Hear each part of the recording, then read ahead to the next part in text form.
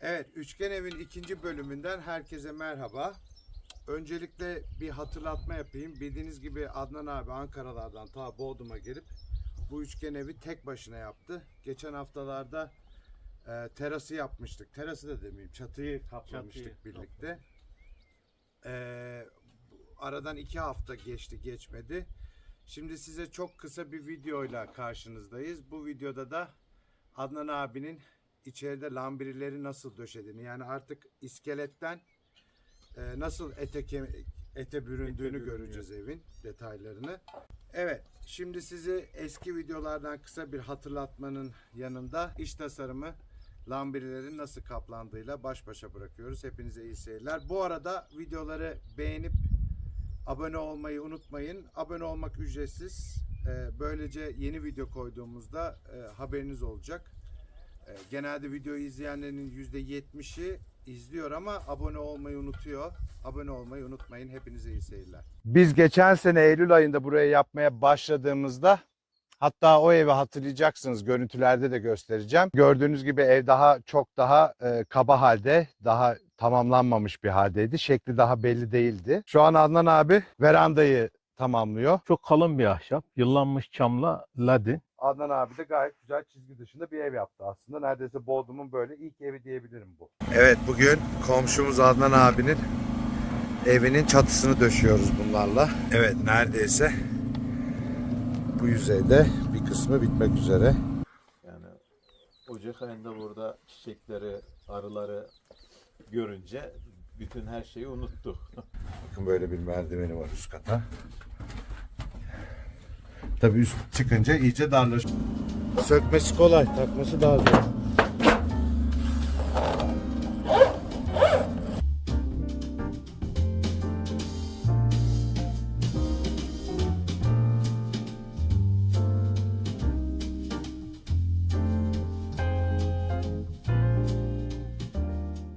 Evet, üçgen evde elektrik tesisatını birlikte döşedik. Şimdi lambirileri neredeyse bitirmek üzere Adnan Usta. Görüyorsunuz, buralardan elektrik olacak. Açma kapama düğmeleri olacak, prizler olacak. Karar verdik. Önce kabloları çektik. Deleceğimiz yerleri deldik. Şimdi lambiriler gayet. Lambiri gelince evin havası değişmiş Adnan Usta. Ete kemiğe bürünüyor. Bakın, evet, eski hali, iskelet hali, lambiri hali. Lambirlerin içine de ne yünüydü bu? Taş yünü koyuyor.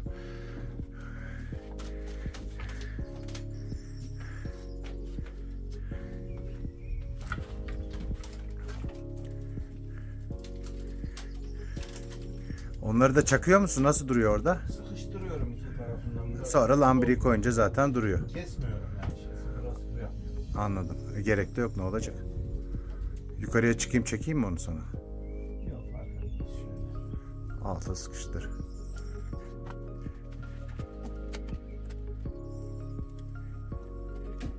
Bunlar çabuk alev alıyor ama, değil mi? Yok, bunlar yanmıyor. Yanmaz mı? Yanmaz. Güzel. Denedin mi? Evet. Deneyelim. Var mı çay? Bende yok vallahi. Evet, taş yününü. Yani öyle bir anda alev almıyor, bayağı da iyi. Yak bakayım iyice, ne olacak?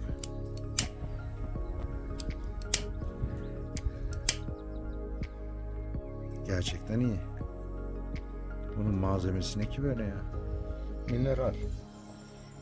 Taş. Evet, yanmıyor. Çok iyi. Eline. Yani öyle kabloda kıvılcım çıktı bir anda, şeye bindi. Cam yünü biraz daha yanıcı bunda. Cam yününe ben bir kere yanlışlıkla yattım abi. Uyuz gibi kaşındım. Kaşındırıyor.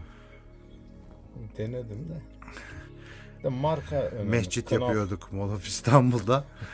Abi gecenin 4'üydü, uykum gelmiş, kafamı da cam yünü. O an bir kalktım, bitlenmiş gibi bütün vücudum. Gayet güzel. Ya, Güzel. Çünkü kablolar geçiyor ama o kablolardan. hiç kullanılmayacak malzeme köpük, strafor. Zaten şişirmez mi?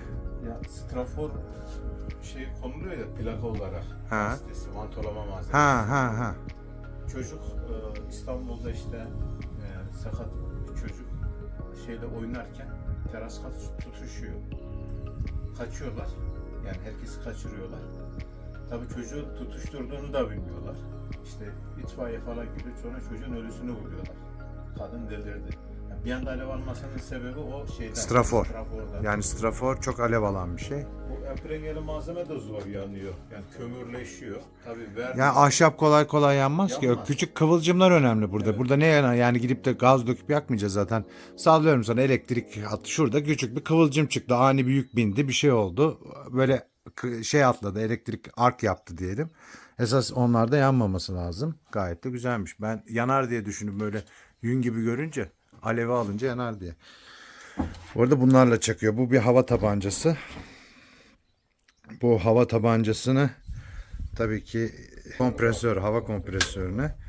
Bu benden geldi. Küçük bir kompresör. 1 HP'lik.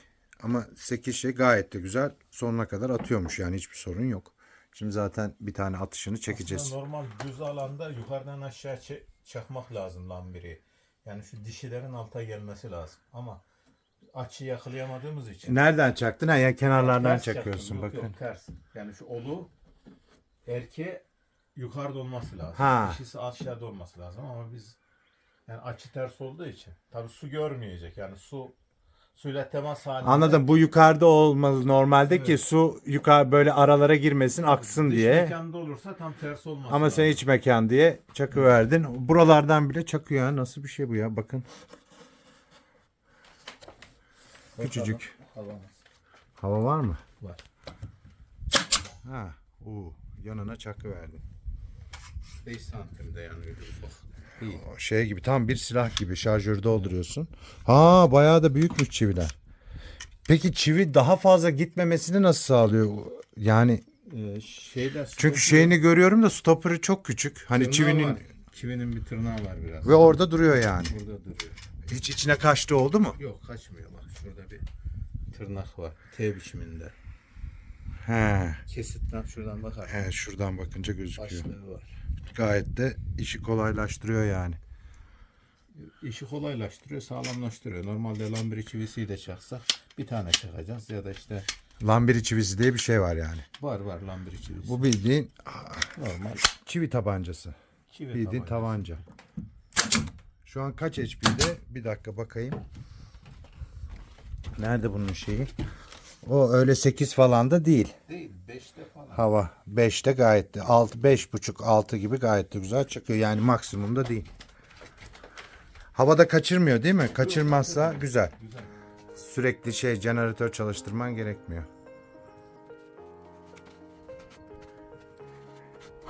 Evet size kısaca elektrik tesisatını anlatayım. Buraya güneş enerji sistemi gelecek. Zaten şebekemiz yok daha. Gerçi şebeke de geliyor. Buraya mutfak tezgahının altına pano düşündük. Yani bir sigorta panosu basitçe. O yüzden bütün kabloları buradan çektik. Priz olacak yerlere direkt 3x2.5 kabloyu, yani 3x2.5 ne demek? Üzerinde 3 tane damar var. Biri faz, biri nötr, biri de toprak olacak. Daha toprağı da yapmadık seninle. Toprak dikeceğiz. Bunları aldık. Mesela burada prizimiz olacak. Buradan çıkardık. Direkt evin altından gelip delip çıktık buradan. Aydınlatma için de şöyle yapıyoruz. Prizler böyle direkt geliyor. Bakın aydınlatma için buraya elektriği getirdik. Burada bir priz var. Sonra prizden elektrik aldık. Yukarıya çıktık. 3x2.5 bakın. 3 kablo. Kahverengi fazdır. Mavi nötr. Şu sarı yeşil olan da toprak. Buradan aydınlatma anahtarlarını besleyeceğiz. Her anahtarın çıkışını aydınlatmaya götürüyoruz. Bakın bu 2 tanesi evin içerisinde olan buraya geliyor. Hop parmağım girdi. Diğeri de oraya gidiyor. Diğer 2 tanesi burada gördüğünüzde dışarıya buradan bakın astık, dışarıda asma lambalara gidecek. Diğeri de burada. Her ikisini de ayrı ayrı kontrol etmek istediğimiz için ikisine ayrı kablo çektik. O yüzden ikisi de burada. Bunların şöyle fazları alacağız, anahtarın içerisine sokacağız. Elektriği alttan verdikten sonra. Nötrleri dışarıda birleştireceğiz. Yani sadece fazları kesip açıyoruz ışığın durumuna göre.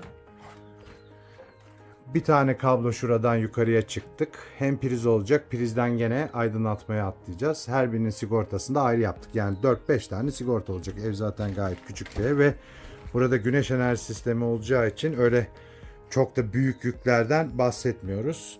Ama büyük yük derken işte buzdolabı, çamaşır makinesi falan, onlar için ayrı ayrı kablo çektik. Çekeceğiz daha doğrusu. Burada olacağı için direkt panodan çekeceğiz. Yüksek güçleri ayrı sigortalarda ayrı kablolarla prize besliyoruz. Buzdolabı, ne bileyim çamaşır makinesi ayrı ayrı olacak. Bu güvenlik için şart. Bir anda yüksek güç bu kablolardan çekmeyelim aynı anda diye. Aynı zamanda da tabii bu ara evlerde muhakkak olması gereken kaçak akım. Bugün öğrendik. 750 liralık bir şey, kaçak akım sigortası. Bodrum'da bakıyorum eski evlerin çoğunda yok. Bu sefer ne oluyor? Bir kaçak akım olduğunda, yani siz çarpıldığınızda elektrik gideceği yere değil de size geçtiğinde bu sigorta saliselisiyle atıyor. Ama bu olmazsa elektrik size geçmeye devam eder. Siz yapışıp atamadığınız sürece, tabii büyük güçlerde atmak daha da zor. Ölümcül oluyor ki yakın zamanda Bodrum'da köyde bu halı yapılan köyüne öyle bir küçük çocuk vefat etti. Kaçak akım olmadığı için, kaçak akım sigortası olmadığı için. O yüzden buna muhakkak alınması gerekiyor. Yani 750 liralık bir şey, kalitelisi. Daha ucuzu bile vardır da. Lambiri döşeyeceğim mi? Döşeyeceğim, devam edeceğim. İyi. Şuraya dikey yapacağım. Çünkü ek istemedim. Şimdi normalde şaşırtma. Nasıl dikey yapacaksın? Mesela yani şu dikine yapacağım farklı. O zaman farklı olmaz mı? Şu ortaya sadece. Ha, böyle değişik de gözükecek, kontrast olacak. Peki yapmanın, öyle yapmanın sebebi ne? Büyük. Malzeme yetmedi. Malzeme yetmedi. Yani emprenye malzemenin devamı yok işin doğrusu. Bir de iki tarafa şimdi yeni malzeme de geldiğim zaman kesit tutmayacak. Şaşırtma yapamayacağım. Anladım. Birbirini tutmaz yani. 2 milim de 3 milim de fark olsa bu bunu tutmayacağı için Malzemeler de devam farklı. edemeyeceğim. Yoksa Anladım. şaşırtma dediğimiz şöyle şey yapmam lazım. Hepsini aynı biçimde. Ha. Bu işte 3 metrelik lambiri. Bu ara mertek 2.90 geliyor. Fire de vermedim. Yani bittiği yerde hiç eksiz. Yine dikey yapacağım.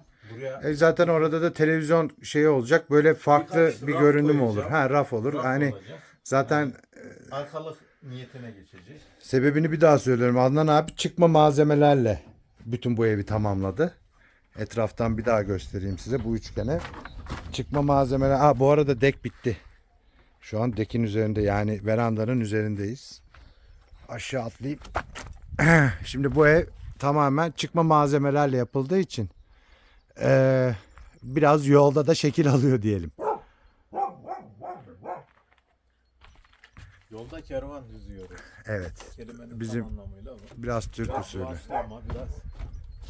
Adnan abi tam bunu bitirdikten sonra yağmur yağdı. İçeride hiç yağmur. Yok, Sıfır. sıkıntı yok. Evet. İzolasyon süper. Profesyonel iş yaptık senin üzerine. İzolasyon, çatı kaplamamız bitti. Buralarda bahsettiği gibi tutkal ve talaşı, çatlakları kapatmak için tutkalla talaşı macun haline getirip her yere sürmüş. Zımparalayacaksın sonra değil mi? Zımparalayacağız. Kaplama bulabilirsem, şu aşağıda kaplama var senin evin orada. Dolapta almış kaplamalar çıkmış. Şu çatlaklara D4 tutkalı sürüp kaplamayı soktuğumuz zaman Kaplama dediğim papyrus mü? papel yani bu. Normal. Tamam, incecik kağıt İncecik gibi. kağıt. Ya onlar aslında dolaptan çıkmadı. Bana verdi, rüzgar attı gitti. Ha, Kullanmıyoruz daha. Oktay diye bir arkadaşım var benim burada. dolaptan çıksa. Kedisi viral olan. Yok, dolaptan değil. Onlar dağıldı, her yerde var. Toplayalım. Toplayacağım onları. Rüzgarda dağıldı. Benim de pek işime yaramadığı için öyle toprağa bıraktım ben onları. Yine Bir zararı da yok çünkü. bilgi açısından şimdi çatlak devam eder. Rutubet su gördüğü zaman yani bu çatlakların ahşapta doldurulması lazım. Onun Yoksa eli benim kapı doldurma- gibi açılır. Benim Evet. ön kapı öyle açıldı gitti. Bunun ilacı o. Hatta şuralara Bir daha söyle. Tutkalla, D4 D4 tutkalla, deniz tutkalı talaşı karıştırıp buralara sürdü, macun sonra çekeceğiz. Çok zımparaladı. geniş alanlar varsa kaplamanın gireceği gibi. Mesela birkaç tane kaplamaya sürüp Kaplamayı oraya kaplamayı yapıştıracağım. oraya sokacağız yani. Anladım. Yani daha yerleri büyük yerleri doldurmak için. Daha güzel oluyor. Çünkü talaş girmiyor bazen oraya. Ama kaplama Evet. Prizleri çok aşağı yapmadık bu arada. Çünkü zaten bir eğim var, fark ettiyseniz. Yani priz aşağı doğru bakacak. İyice aşağı doğru böyle eğilip sokmamak için buraya yaptık. tam yerinde oldu. Simetrisi burayla karşı. Karşısı her yer. Yine Mutfağın yanı da burayla öyle olacak. Dikeyi aynı ölçüde. Yani Ha evet, tam ikisinin ortasında. 72.7 milimden aldık. Şimdi aslında yavaş yavaş benim aletleri getirip bunları bağlayabiliriz. İçinden zevkli durumuna geldik yani. Hani yemek bitti üzerine şey koyuyoruz. Detaya. Detaya. Yani evet, hakikaten iskeleti kaplamaya. Sağlam bir iskelet yapıldı. Artık kaplanıyor. Hadi lambilleri çakalım.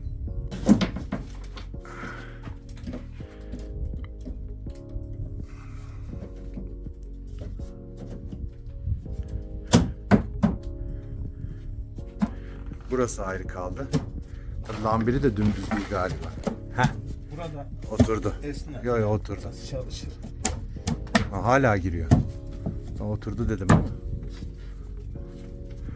Peki bir şey soracağım. Bunları çakmayıp böyle üst üste delip en üstüne diksen birbirini tutmuyor mu? Tutmaz. Bomba verir. Zamanlı. Peki. Yani belki yerde Bakın ne kadar basitçe çakı veriyor. Şöyle yakın çekim alalım.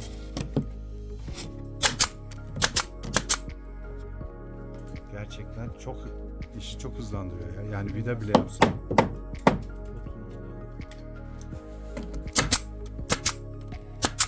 Bunu böyle uzaktan bana atsan girer mi?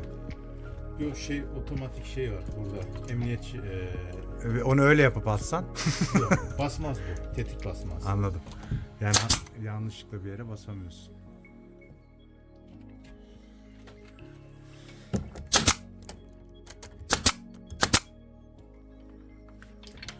Çok iyi de rahat yap.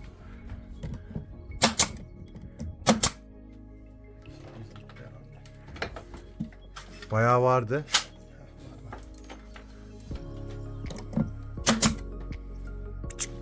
Sesi de çok güzel. Bu kadar mı? Gerçi her yerden çaktın. Tabii bu malzeme kaliteli. Üçüncü sınıf, ikinci sınıf malzeme aldığınız zaman dişler birbirine girmez ya da ağaç dönük olur. Lambirinin kanallarını sokarken Tabii muhafaza ederken de ama düzgün istifleyip muhafaza ettin. Yoksa yamulmaz mı? Buraya aldığımda bu malzemeyi aldım. Kaç fırını aldım? Biraz daha vurman lazım abi. 2020'de aldım. Yağmurun kanın altında kaldı. Dışarıda kaldı. Ha, ona göre yamulmadı. Yamulmadı. Gerçekten. 2020'den beri. Yani bir de bunun imalat süreci olsa yani derler malın iyisini çekme kaygısını. Gerçekten Ucuz malın yahnisi. olmaz.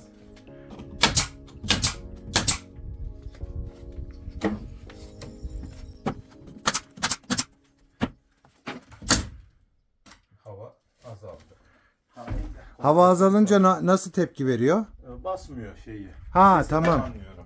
Hem sesinden anlıyorsun hem çiviyi atmadı zaten. Çiviyi atmadı. Kaç şeye düşmüş abi? Şimdi Bakın hava azalınca çiviyi burada bıraktı abi. Bunu çekiçle vurabilirsin herhalde. kaçta? 4'e düşmüş. 4 yani minimum 5 yani anladığım kadarıyla. 5, 6 ideal. Ki kendisi 8'e kadar çıkıyor. Onun ayarı da var biliyorsun. İstersen 6'da da ayarı var. tutabiliyorsun. Sıktım ben biraz şu.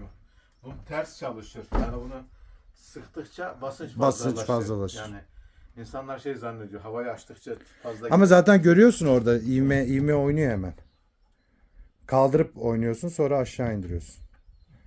Ya bazen aşırı boya yaparken veya başka şey yaparken aşırı basınç almamak için sallıyorum size maksimum 8'deyse isterseniz 6'da limitte tutabiliyorsunuz. Evet. Yarın biraz daha tamamlandığında gene geleyim sana. Tamam. Ama şuraları gayet güzel gözüküyor. Bu arada üstte lambiri olacak. Yani ev komple böyle kapanacak. Bu üstler gözükmeyecek. Bunun rengini işte natural yapacağım yani şu şey görüldüğü gibi. Şundan. Evet. Şu bant olan İsveç renkten. çamı. İsveç çamı. Beyaz çam mı dedikleri? Beyaz çam. Bir de Rus çamı. Bendekilerin hepsi Rus çamıydı. Eline İsveç sağlık. çamı dış mekanda çok kullanışlı yani. Şunlar beyaz olmasına rağmen sertleşiyor. Şu dekler de İsveç çamı. Dekler dediğimiz veranda tahtaları burada. Bu da güzel oldu. Bunun klipslerini çok aradım İstanbul'da. Yani mübalağasız bir gün aradım. Şu Bunun klipsler- klips mantığını anlatır mısın? Bakın üzerinde gördüğünüz gibi şu en baştakiler hariç hiç çivi yok. Farkındaysanız vida yok. Vida görünümü yok aşağısındaki tahtaya oturtmak için. Bunun için özel bir klips var. Bu deklerin yan kesiti. Şöyle oturayım, belim ağrıdı havuzu temizlemekten. Bakın bu klipsi Yan kesiti bu. İkisi birbirini tutar. bu şekilde klips atıyor. Bu klipsi peki o Bir şekilde nasıl taraftan tutuyor? vidalanıyoruz. Yani vida deliği var. Vida sıkıştırıyor değil Bir mi de bunu ikisini? buraya dayayıp yani dekin bir tarafına dayayıp vidaladığımız zaman sıkıştırıyor. Sonra bunu, Tekrar sonra bunu diğer getiriyoruz. taraf bunu Tekrar sıkıştırıyor. diğer taraf bunu sıkıştırıyor. En son başlardan da vida atıyoruz. Yani Bakın sabitlemek bir tek için. burada vida var. Çünkü bunun altına, yani bu tarafında hiçbir şey olmadığı için sıkıştıracak şey koyamadı. Burada vida var. Onun dışında her yerde, burada aralarda görüyorsunuz. O klipslerden var. Bu sayede hiç vida bilmem ne gözükmüyor. Çok daha estetik görünüyor. Gördüğünüz gibi. Hiçbir vida yok. Su bazlı vernik aldık. Onu da Ankara'dan getirttim. Yani kullanıcı arkadaşlara söyleyeyim. Tek boyanın Nier'le. Tek boya. Tek Bizim boya. biliyorum tek boyanın hep Tek şeylerini boyanın alıyorum. müthiş kaliteli bir boya bu. Birinci tek katta yani rengi verdi. Tik rengi. Normal yabancı ürünlerde isim vermeyin. Bu rengi alabilmek için en Reklam aşağı yapmıyoruz. 2 kat Evet. vuruyorum. Çok da ekonomik. Yani şöyle söyleyeyim, 15 litresi 1500 civarında. Tik vernik. Ama bu vernik. Peki benim o dışarıdaki malzemelere Aynı vernik, malzeme, mesela atarlar. şeye, merdivenlerime vernik sürmem doğru mu? Doğru. Dışta o. Şimdi çam ağacı olduğu için seninki şey olmaz. Egzotik ağaç olsa yağ olur. Ha. Biz bezir yağı sürdük başta. O bezirde şu şey var yani şu yanılgı var. Makalelerde yazan bezir yağı normalde ince yağ ama piyasada satılan bezir yağı kalın olduğu Tabii. için ağaç onu Zaten almıyor. şeyle kullanıyoruz çok kalın olduğu için. Vernik, aynı vernik diyorum, tinerle. tinerle çok nüfuz etmiyor. Tiner uçuyor. Normalde yani keten tohumu yağı var. Onu da ancak İstanbul'dan temin edebilirler. Yani Aynen. baharatçıdan alırsınız da çok pahalıya gelir. İstanbul'da çok ekonomik yani kimyasal madde satanlar var. Terebentinle karıştırıldığı zaman keten tohumu yağı hem O vernik zaman sen vazifesini Ankara'dan bu arada gelirken bana da o vernikten getir ki görüyor. Vernik dış var. vernik size süreyim. İşimiz bittiği zaman şeylere süreriz. Merdivenlerime. Merdivenlere. Dış merdivenler. Zaten böyle çivileri çıkıp çökmeye başlamış geçen, o yüzden senden çivi aldım. Evet. Klipsimiz bu arada. Çok basit bir alet gibi gözüküyor ama çok da kullanışlı hale getiriyor bu şeylerde. Vida mida olayını, yukarıdan çivi olayını tamamen kaldırıyor.